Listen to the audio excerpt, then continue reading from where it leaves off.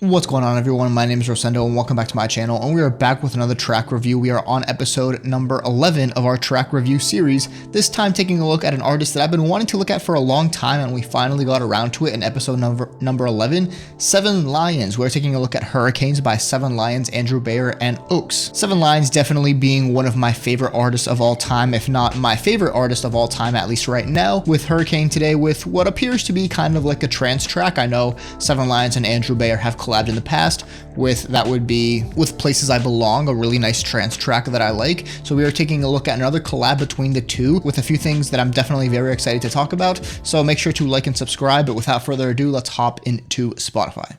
All right, we are back in Spotify taking a look at Hurricane by Seven Lions, Andrew Bayer, and Oaks. Now, Seven Lions is one of my favorite artists of all time. He definitely has a lot of appearances on my EDM playlist, and he's one of the artists that first got me into EDM. He's an artist whose music I really like. I really like his style. I really like the genres he makes, and I really like his productional sense. I've seen him live probably the most that I have out of any artist, and I also really respect the way that he doesn't talk during his DJ sets. If you ever see some interviews on why he does that, I won't get into the details here. He talks about how, trance DJs used to not do that, and that's how he got his roots. But the point is, he takes his DJ sets very seriously. He doesn't talk in them. That's something that I don't do a lot or really at all in my DJ sets. Not that I've done any big festivals or things of the sort, but I've never been a mic guy. And like I said, I've seen him live probably the most amount of times out of any artist. And Seven Lions set, probably the second time I saw him live, actually takes the throne for the best set I've ever seen. Not because Seven Lions set was amazing, even though it was, but the whole pacing of the night here at a local venue, Echo Stage in Washington, D.C., the whole pacing of the night was perfect. It was an Ophelia record showcase where you had several artists. I'm not going to get into the details, even though I remember exactly who they are. But as the night progressed, the kind of the energy went moving up and up, and Seven Lions just kind of ended it perfectly. And actually, at the end, they all came out. But the point is, the whole night was paced perfectly, and it probably just takes the throne for probably my favorite set I've ever been to. Now, I'm glad we're finally getting to Seven Lions. It's definitely an artist I've wanted to review for a while. I've been choosing artists that, made appearances in my release radar that we haven't reviewed, that go onto genres that we really haven't touched, and every once in a while, Seven Lions would make an appearance on there, but I would decide to go for another artist instead, and today we finally get to take a look at Seven Lions with Hurricane, which I do believe I saw somewhere that Seven Lions is releasing a follow-up to his album that just came out, Asleep in the Garden of Infernal Stars, which if you saw episode number 5, Deepest Veils, I mentioned that I'm really bad at listening to albums, and I still haven't listened to that album, although it's probably the top priority of albums I want to listen to. I definitely want to listen to it. I did get around to listening to, not get around, but when it first came out, I got around to listening to That Was Beyond the Veil album, Seven Lions' debut album. I haven't listened to his second album, but the point I wanted to make is this track was released as a single, which if I had to guess might accompany his follow-up EP to his album. He announced he was doing a follow-up EP. This single just came out, and this might be on the follow-up EP. In any case, it was released as a single. We are treating it as a single, and we're reviewing it as a single today with Hurricane, Seven Lions, Andrew Bayer, and Oaks. I mentioned that they collabed already on a trance track that I really like that came out around the time I was going to EDC Las Vegas 2024. So I definitely have a lot of really good memories with that song. I'm very familiar with that song, and Seven Lions is no stranger to trance tracks in general, collaborating with artists like Above and Beyond several times and making a lot of trance tracks themselves. And as I mentioned in those interviews I've seen, he definitely has some trance roots. But let's actually talk about the track now, because there are a few things that I want to talk about in the preface. One thing I'm very excited to talk about, actually two things I might say I'm very excited to talk about. One thing that I've definitely mentioned in the past, and one new theme / topic / idea that we're going to talk about today that I haven't really fully developed. But let's talk about what we're going to talk about with this track, starting with storytelling. One of the things I want to emphasize today is storytelling. Now, if you've seen any of these track review videos in the past, you would know that I use terms like narratives, progression, storytelling to describe different aspects and kind of things that artists can include in the songs, different aspects of composition, producing, and arranging, I should say. Now, again, it's still a very vague idea and something that I kind of process in my subconsciousness, but there are a few very clear examples of storytelling that I want to call attention to in this track as we listen to it, and actually rather after we review it, but maybe as we listen to it as well, because they're going to be very good ways of putting into words, putting into something concrete, rather, something that you guys can listen to, that I would say, hey, this is a prime example of storytelling, instead of trying to trying to describe things that I interpret in tracks that contribute to the storytelling. Here we're going to have a few concrete examples of, hey, this thing that Seven Lions did, this kind of effect that he introduced, this whatever, is a good example of storytelling, and specifically how it differs from progression, which we are also going to talk about because we always talk about progression. And the second thing I wanted to talk about in the preface is about something I like to call movement-based tracks. It's an idea that I'm relatively new to developing. I just developed it kind of this year, but I want us to listen to this track, and I want you guys to get a feel of kind of the movement of the track. It's going to be something akin to what we talked about in The Longest Night by Nurko, but Nurko just did a really good job of composing and arranging the track to work together. This track to me feels like it has a little bit, the emphasis is a little bit more on the movement. Now, we're going to talk about what that means, but the reason I bring this up now is because I want you guys to listen to the track and just kind of feel how, especially when you're immersed, it moves you in a certain direction. It kind of moves in a certain way. It's meant to be, you experience it in a certain way, very different to how you might experience other tracks where the emphasis could be a lot on the melodies or the atmosphere, or especially melodies and vocals and things like that. I want to emphasize a little bit more on how the track feels, how it feels like it moves, versus how in other tracks I might emphasize melodies more. For example, something like Nothing Left to Lose by Jai Wolf out of episode number 3 is definitely more of a, that's episode number 4, is definitely more of a melody / narrative based track. This is going to feel more like a movement based track. Just an idea that I want to put out there, something I haven't fully developed, but something that's going to be very important in understanding this track, or rather putting this track in, putting the feeling and experience of this track into words, but B, the real reason I wanted to mention this is because it's definitely something I do in my tracks. It's something that I developed recently when I listen to my tracks, and I think my tracks might not have the most kind of complex or fully developed melodies, but they're so based and so heavily based on movement and the feel and the experience of it that I started to develop an idea of, movement-based tracks versus melody / narrative-based tracks. And that's what I wanted to emphasize today. We're going to take a listen to this track now, but I really want you guys to pay attention to the movement and how this track kind of feels like the experience is more on the track beginning to end and the path and the journey, rather than the exact melodies, which we'll still talk about. But of course, we'll mention all of these things again after we listen to the track. So why don't we actually take a listen to the track? As a reminder, there will be no audio playing for copyright reasons, but we can all listen to the track at the same time. With Hurricane by Seven Lions, Andrew Bayer, and Oaks in 3, 2, 1. Immediately you start with an ARP. Let's see, BPM feels 2, 3, 4, 1, 2. What is that? 138 for trance, 140. It feels fast. It feels like 150 almost. Vocals are there. The attention is on, I want to bring this up. The tension is on the vocals right now, but you'll find really quickly that it won't be on them in a second. So I will not say this is a vocal heavy track. You get the claps. Again, you start to get a feel for the rhythm, which started a little bit ambiguous.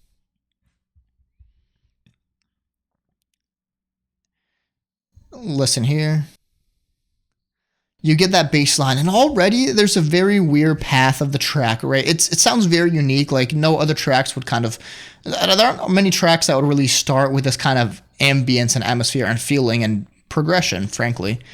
Not progression, but direction, I would say. Not direction, but arrangement, I would say. Big synths into a drop.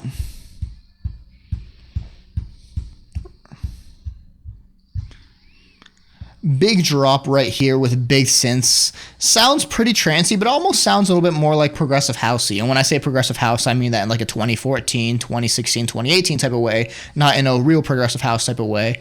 But you have the drop here, which extends for double the pacing of the track, which I absolutely love. There's one more thing I forgot to mention in the preface that I'll talk about after we listen to the track. Take a listen to that. You have the track comes down to what you already had in the first verse. It takes away from the progression a little bit, but I've mentioned that if you get there differently, it works. So would I have liked more progression? Yes, but I don't think it's too bad here. Especially, it gives you more room to add hi-hats and a clap, and probably a few other VSTs to really give the track movement and progression right here. This is what progression's about, where you go up, down, where you go from there, and all those things. And here we're going to talk about storytelling in a second, because for the most part, it's been rather symmetrical, and things kind of feel the same. A little bit good progression, but the general movement is the same. Especially as you get a build up right here. So far, the phrases have felt pretty similar.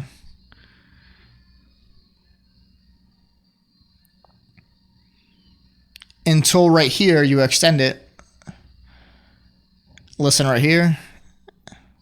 Right there, that snare that came in before the drop is something that I really, really liked the first time I heard. And by the way, you get a halftime drop here as well. Really nice halftime drop, which we're going to expand more on this. Actually, quite a few things we're going to expand on.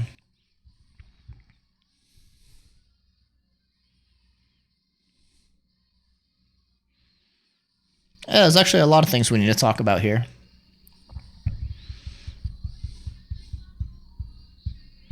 Nice outro here, bringing it down a little bit more acoustic. Not acoustic, but orchestral.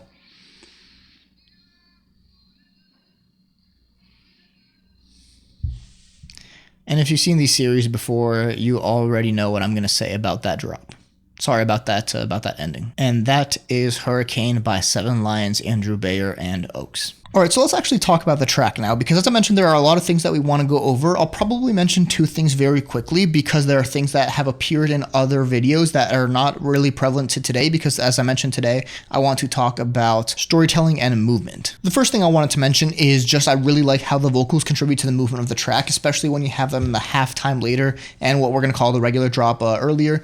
Even though the track starts as if the vocals want to be a major player and the attention is on the vocals, real quick as the other elements come in, you realize that the attention is not on the vocals, but the vocals still add really good melodies and rhythms to kind of work well with the track, similar to There Goes the Longest Night video. And when it comes to the pairing of the vocals and the melodies with the rhythm of the track, this track does that really well. Again, quick thing I wanted to mention because it is not a point of emphasis in this video. Second thing I wanted to mention, which actually becomes a little bit more important that I forgot to mention in the preface, although it's not really a point of emphasis, just something I did want to mention, is this is also a good example of when listening to a track twice actually helps, because we're currently in March. It was actually quite warm in the area today, and I was able to listen to this track in my car with the windows down, which I actually think adds a lot to the experience, something I haven't been able to do really since the series started. I can't remember when it started. It was probably October or so. But the point is, this is one of the first tracks we've visited that has quite big energy and quite driving energy behind it, that the experience listening to it fully immersed was definitely very different than the experience listening to it while driving.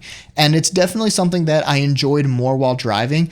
Granted, I had heard it a second time, so I kind of understood how the pieces work together a little bit more, and I was able to make up my mind on it a little bit more. And after doing that, I actually enjoyed this third listening session completely immersed, mostly immersed, even more again. But again, the experiences kind of worked together to shape my perception of the track, where the very first time I heard this, I was a little bit more neutral. I liked it, but I was kind of neutral, although I kind of understood what it was trying to do. The second time I listened to this, I understood it more, and because it was in a different setting, I enjoyed it more, and thus kind of led back to me when I was immersed again. I was able to appreciate for what it would accomplish in the third listening section. So those were the two quick things I wanted to mention. Now let's talk about the two main things that I wanted to talk about, which will probably be rather quick because there are just things I wanted to call attention to that won't affect my actual rating of the track. I still need to give this track my rating, my review, and my opinion, but again, I always want to call attention to new things so we can learn new concepts, ideas, and themes, and techniques, and things like that. Starting off with the storytelling. This one does not really affect my rating, so let's get into it real quick,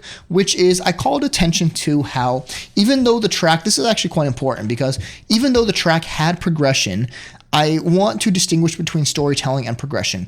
When you look at the track, you realize that it's kind of made up in very similar phrases. You have your intro, you have your verses, you have the kind of the vocals with the verse, but what I'm getting at is this. Once the actual bass line comes in, you have that verse, which is that one phrase, you have the build-up, which is another phrase, and then you have the drop, which extends for two phrases. Going straight after that, you have another verse with the bass line, which is one phrase. You extend it again a little bit more with some drums and give it some more progression, and then you have the next phrase, which is the build-up, but then you actually throw in kind of another phrase in there, which extends the build-up and gives it a little bit more feel, a little bit more tension there, but essentially that breaks up kind of the symmetry of the track. Now again, the reason I call attention to this is because I want to be able to give an example, a concrete example of the difference between progression and storytelling, because there are words that I use a lot in my track reviews that I'm going to continue using. There's still ideas and themes I need to develop a little bit more, but hopefully by giving a concrete example, we can, you guys can start to understand a little bit more about how I perceive these songs and subsequently how I rate these songs. If progression is just kind of the movement of a track as a whole, again, the things I described, but particularly in the energy levels, where let's say you had, ignore that extra phrase you threw in in the second verse, right? The extra kind of build up phrase that gives it more attention. Let's ignore that for a second. If you completely ignore that, the track still has progression. You have the bass line, it comes up, you hit the drop, it comes down, you introduce more drums, you give it more effects, you get the second drop in halftime, and that kind of makes up your progression of the track. The progression of the track is, the movement of the track in certain areas, how the whole thing works together, and the highs, lows, how fast, how slow, where you go, how high you go, how low you go, and the whole flow, peaks, valleys, troughs, whatever, the pacing, all of that stuff of the track. Now, how does that differ from the storytelling, which I've said is kind of how artists achieve that progression, but can sometimes be A, misunderstood as progression, or B, sometimes work directly as progression and kind of feel like they're the same thing, but in certain cases they can be different. Here, there are two really concrete examples of what the difference between storytelling and progression are. And when I say storytelling, just to expand on that idea, if you're fully immersed in the track, if you're listening to the track, no distractions, eyes closed, and you're just with the audio, with the sonic aspect of the track, how the artist introduces elements and kind of gives things away, introduces things, takes things away, and delivers essentially the listening experience is the storytelling. Progression is the movement of the whole track, but the delivery of the listening experience, which the progression can be part of, but it's not solely limited to that. But the delivery of the listening experience is storytelling. Adding these instruments, adding these guitars, adding these narratives. Are you filtering them? Are you not filtering them? What are the cutoff automations, reverb throws, fillers, ear candy? All that stuff is kind of what makes up your storytelling.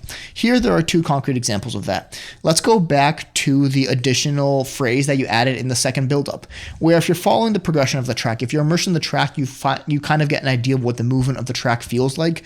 Again, bass line in the first verse, build up, drop, coming down, bass line, extended verse, build up. But instead of going straight into that second drop, you extend that phrase, which changes the listening experience. The progression is more or less the same because you follow that order up, down, get the build up, you extend the verse, then you're coming back up to another drop.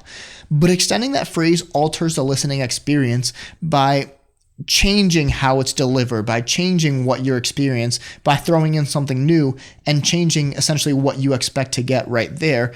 And not only what you expect to get, because you're still getting a drop later, but you're extending it. You're taking the listener with you, and basically you're just introducing something distinct to the progression. The progression's the same. You're still building up. You're still going to get a drop.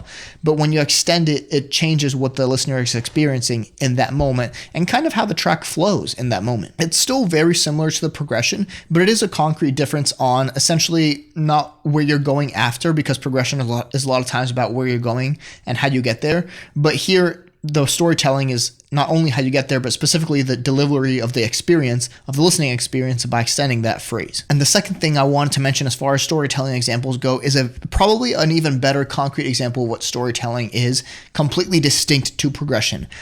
When you get the second build up into the second drop being halftime, you get a teaser of the snare right before the drop. And that, in my opinion, is kind of an even better, and if not, I might even say a perfect example of what storytelling is and how that's distinct to the progression. Let's solely talk about that snare right now, because when you talk about the progression of the track, and let's include that extra phrase you get in the second buildup, you have the highs, the lows, you have the buildup, you have an extended buildup, and you have the drop. That snare being there before the second drop changes nothing about the progression or the movement of the track. So here we can really separate the storytelling, the progression, the storytelling, because ignoring that snare, the snare being there or not, the whole progression and movement of the track doesn't change. But this is a good example of storytelling because when you introduce that snare, the progression doesn't change, but you're making a conscious decision, or assuming you're making a conscious decision, to introduce it before to kind of give the listener a preview of what's to come. And that is what storytelling is. Storytelling is changing the experience of the track, changing how it's consumed, changing how it evolves and how it develops. And having that snare there absolutely does that, because without it, you would still get the same drop. The progression is exactly the same, but with it, you're framing the story you're framing the experience in a certain way, and ultimately framing the experience as I described it is storytelling, right? The way you tell a story. It's not the story itself. The story is the same because, the progression is the same, the drop is the same, but how you frame it, how you deliver it is the difference maker there. The snare makes the difference, which is why I call it the storytelling. Now, I understand I just went on a big, very long ramble on A, progression storytelling, but B, just a snare. But these are, again, really good examples of how I use these words, what I would use them to describe, and how I kind of what goes into my perception and rating of tracks, because A, I want to be transparent about my rating scales, but B, as I've said, I always like to immerse myself in these tracks and try to really experience the tracks for what they are, and things like that are absolutely things that I think artists should take into consideration, artists should utilize in their tracks, and artists should consider, hey, when should I introduce certain elements? Should I have certain elements here? How do I want the story to be told? What do I want the story to be, and how do I want it to be told? Are all things that I think should be taken into consideration with any track you make. And that is, in my opinion, what starts to make tracks and songs art, right? It's not just a music that's meant to be rhythmic or catchy or danceable. But if you really want to make something a little bit more serious and you want to make art, these, we call these people artists at the end of the day, but most of them just make music. We can just call them musicians or producers. But if you really want to make art, these are the things you should be considering, in my opinion, right? The storytelling, the introduction of certain elements, the progression, the journey you're crafting, the experience you're crafting, and all these things. So that is what I wanted to talk about when it comes to storytelling.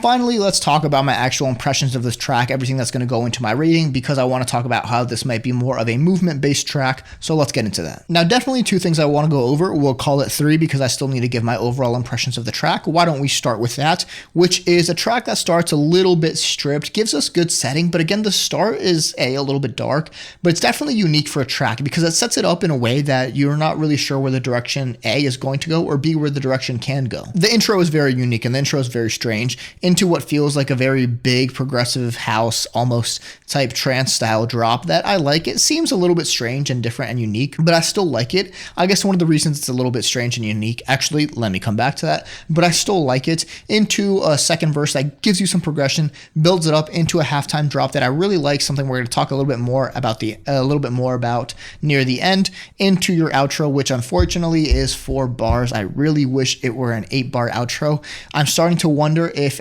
it's unfair to say that every single time an outro should be the pacing of the track, and if when it's half, it hurts it. Right now, my inclination is to say yes, but obviously that would not be true. For example, Lights Go Out by John Summit, the highest track we've rated at this point, had an outro that just ended, and I would still give it a high rating, and I don't really think that hurt the progression. Here, I think it does. This track has progression. This track has a good experience. So when you cut the outro in half, I think it hurts it. Again, a lot of it is progression based. When you have good things going for your track, as we talked about Into the Moon, episode number 1, when you have good things going for your track, when you have that good progression, cutting that progression and dampening that progression, I think hurts the track. But let's go back to the whole drop number 1 thing, because you have a very big synthy drop that doesn't feel like it's too concrete. It feels a little bit more abstract than following a very specific melody and moving around that melody. But one of the things that kind of happens with that drop and happens with this track is when you're not following super fixed melodies, almost like To the Moon by Illenium, but I had a few more gripes about that, and I'll probably have to revisit that later. In this track, you have what ends up feeling like a little bit more of a movement-based track, especially when you start the track with an ARP and chords on 4 bars that kind of give it very specific phrases and movement from place to place, and chords that follow nice movement and vocals that kind of come in. You throw in that bass line. Again, the direction is really up in the air when you start. And then when you throw in that bass line, it gives it more direction, but it gives you kind of the next step, but you still don't really know where you're going to go after that. And then when you get the build up and you realize where you're going after that, you already set yourself up for a drop. You get the drop and you bring the track back down into similar sections you already heard, albeit with more progression. And ultimately what happens is you get a track that kind of feels like the emphasis is less on the melodies and, the lyrics and things like that, the narratives, as I said in the past, and more on the movement. It's a track that moves with you. It's a track that you take in and experience going in a certain direction and kind of go beginning to end, flowing from section to section and going from here to here to here to here to here to here to wherever the track takes you, instead of being more immersed in the synths and the chords and the melodies and things like, for example, Nothing Left to Lose really does, where you get the melodies, you get those big plucks, you get all of those things. Even something like Deepest Veils, which, has its strip sections, it has its acoustic sections, it has a big drop, it kind of builds things up, it brings things down, but the emphasis is going to be on those progressions and the vocals and the melodies and all the things you introduce at different parts of the track, versus here it almost seems like the emphasis is going to be on, not necessarily the emphasis, but the result is a track that takes you with it and focuses more on on movement, something that I recently kind of developed, especially if you listen to a track like Not Me Us. If you listen to my track Not Me Us, which is originally the track that made me develop this idea of movement-based tracks, if you listen to it, the melodies are there, it has its melodies, they're somewhat simple, but it has its melodies, but because they're not super extravagant melodies and the emphasis isn't all that much on the melodies, especially when you get those super saws, the sustained super saws, and especially just with the arrangement of the track. Don't even get me started on that. If you saw the track breakdown, I love the arrangement of the track, but especially with all of those things, it feels like the result is a track that just feels more movement based rather than melody based. And again, I'll probably still need to develop that idea a little bit more because it's something rather new. If you listen to any of my tracks, a lot of my tracks feel more movement based. I'll highlight a few. Not Me Us, definitely. Exposition, definitely. A little bit of Release. Progress is pretty movement based. And something like Journey Beyond, I would say, is a really good example of a movement based track as well. So as I refine this idea a little bit further, hopefully I'll be able to explain it in better terms. And that might be another concept that we start to introduce when we look at tracks. Not that it would affect the rating, it would just affect our perception, or rather maybe even understanding of the track. But here this track ends up feeling a little bit more movement based, which is why, even though the attention might be on the vocals, even though the bass line and the introduction at the start is a little bit weird, the whole track has movement and I still like it for that reason. Now the last thing I wanted to mention, because this video has definitely been going on for longer than I intended, although it's 7 lines, I should have expected that, it's one of my favorite artists, is about the halftime drop, which is going to go hand in hand with my rating. I just want to briefly mention that because it's actually very characteristic of 7 Lions and sometimes people out of his record label, which I like, by the way. I like his record label and I like what I'm about to talk about, is making the second drop halftime. You have a 128, this might even be like a 138 track. You have like a 128 to 138 style track with a pretty standard progression. The first drop, that's, kick on every 4 on the floor, kick on every beat, into, especially with 7 Lions in trance, a halftime drop in the second half. A sound I really like, a progression I really like. I do want to call attention to the fact that he does it a lot because it's not really going to affect my rating, but it's definitely going to affect my perception of this track and subsequently my perception of other tracks. But I do like the halftime drop, but it is definitely done a lot by him. So the reason I mention this is it doesn't really impact my perception or rating of this track negatively, but you start doing it more times, you start listening to it more, you start to expect it more, it starts to affect the experience of the track. It is possible that, if this road continues, I'm going to be more negative towards the drop and I might be a little bit more picky and specific about the halftime drops at the end.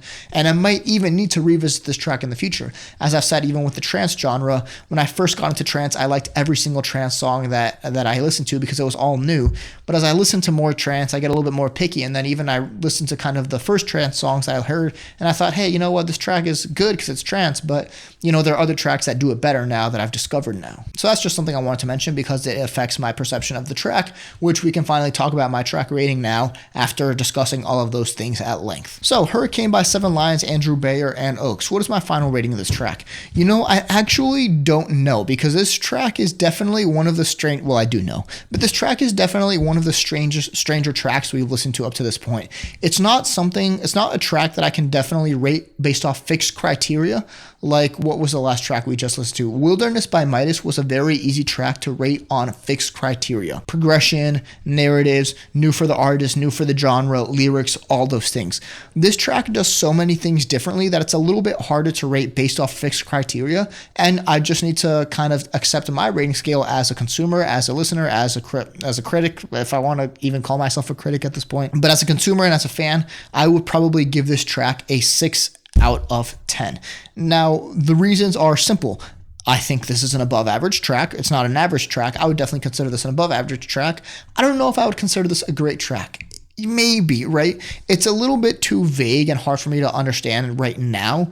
I don't think this quite pushes at 7 because usually it's very clear for me when I love tracks, when things are great, that's usually when I can kind of emphasize a 7 out of 10. Even though this track is different and new, right? I still don't think it quite resonates with me enough to be able to give it that.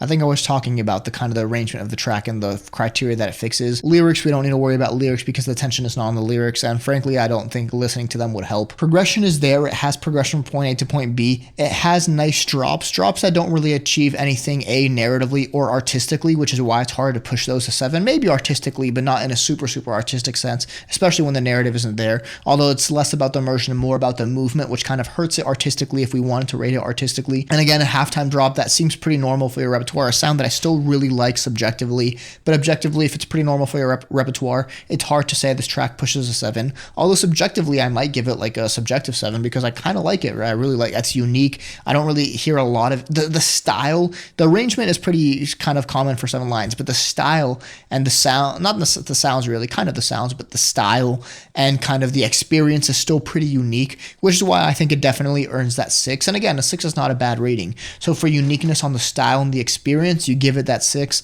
I don't think it's quite artistic or super kind of it doesn't resonate with me all that much to reach that 7. So I think that's why we leave this rating at a 6 out of 10. All right, and that is about it. Hopefully I can recover the OBS recording. It's very possible I won't be able to, but in any case, the listening session is the only thing that really needs to be synced. Other than that, that shouldn't affect the video too much because I think I recovered both of them. So there you go. Thank you guys so much for watching. Let me know if you have any questions in the comments. Let me know if you agree or disagree. Let me know what you've thought about this track. Let me know if you've listened to a lot of Seven Lions. He's one of my favorite artists of all time, and we definitely talked about some of the things we need to talk about, especially regarding his trance things. But if you wanted to talk about it regarding to any of his other tracks, definitely definitely put that down below. Let me know what you think about the experiences. Let me know if what I said about progression and storytelling made sense, especially with that snare. I talked quite a bit about that snare, but it's the difference between the movement and the progression of the track versus how you tell the story and how you introduce elements that affect the perception of the story, which would be the storytelling. And of course, we talked about movement-based tracks, so let me know if that makes sense. So the best thing I can do is provide reference tracks for you guys. So as I mentioned, a really good example of a narrative-based track would be something like Nothing Left to Lose by Dry Wolf, where a movement-based track might be something like this, or any of the other tracks I mentioned, even something like Fly Me to the Moon by Millennium and Alok, but especially any of the ones I mentioned earlier because they're out of my discography, so it's a little bit easier to know those like the back of my hand and know where the emphasis on those lies, especially something like Exposition, which is a very big movement-based track. So again, let me know if you have any other thoughts or questions. Again, I want this channel to be a place of discussion, so make sure to leave your thoughts down below. Don't forget to like and subscribe, but other than that, that is all I have for you. Thank you guys so much for watching, and I'll see you all next time.